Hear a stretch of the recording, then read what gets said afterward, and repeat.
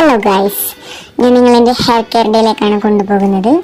Weekly 2 അല്ലെങ്കിൽ 3 തവണ മാത്രം ഇറങ്ങിയേറാവുന്നൊരു പ്രഹസനമാണിത്. ആദ്യം തന്നെ ഞാൻ തലയിലേക്ക് തേച്ച് കൊടുക്കുന്ന റോസ്മേരി വാട്ടറാണ്. വീട്ടിൽ തന്നെ ഉണ്ടാക്കുന്ന റോസ്മേരി വാട്ടറാണ്. അതിങ്ങനെ സ്പ്രേ ബോട്ടിലാക്കി സ്കാൽപ്പിലേക്ക് സ്പ്രേ ചെയ്ത് കൊടുക്കും. എന്നിട്ട് ഒരു ഫുൾ ബോട്ടിൽ, ചെറിയൊരു ബോട്ടിലാണ് സ്പ്രേ ബോട്ടിൽ, അത് ഫുള്ളിങ്ങനെ തേച്ച് കൊടുത്തിട്ട് സ്കാൽപ്പൊന്ന് മസാജ് ചെയ്ത് കൊടുക്കും ചെറുതായിട്ട്. എന്നിട്ട് കുറച്ച് നേരം കെട്ടി വെക്കും. ഒരു 10-30 മിനിറ്റോളം ഞാനിത് തലയിൽ വെക്കാറുണ്ട്.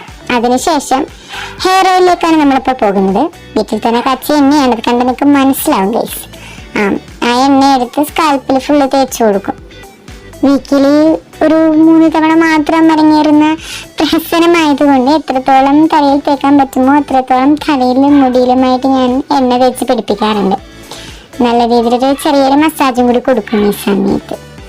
ഇതിനുശേഷം മുടി കെട്ടി വെച്ചിട്ട് അധികം തന്നെ വെയിറ്റ് ചെയ്യാണ്ട് തല ഹെയർ വാഷിനായിട്ട് പോകും. വിഷ്കെയറിന്റെ മൾട്ടിപെപ്റ്റൈഡ് ആൻഡ് ഹെയർ ഫോൾ ഷാമ്പു ആണ് യൂസ് ചെയ്യുന്നത്.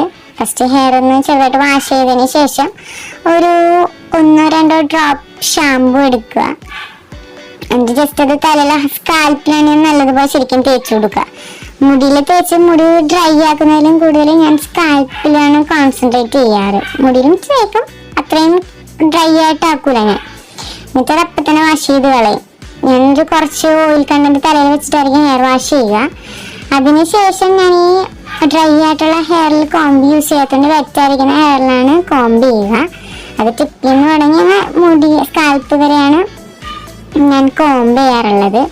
അതിനുശേഷം പ്ലമ്മിൻ്റെ കണ്ടീഷണറാണ് യൂസ് ചെയ്യുന്നത്. കണ്ടീഷണറിൻ്റെ ആത്മാവ് ഉണ്ട് ഗൈസ്, എന്നാലും അതിനെ ഊറ്റിപ്പിഴിഞ്ഞ് അതെടുത്ത് അത് മുടിയിൽ നല്ലതുപോലെ തേച്ച് പിടിപ്പിക്കും.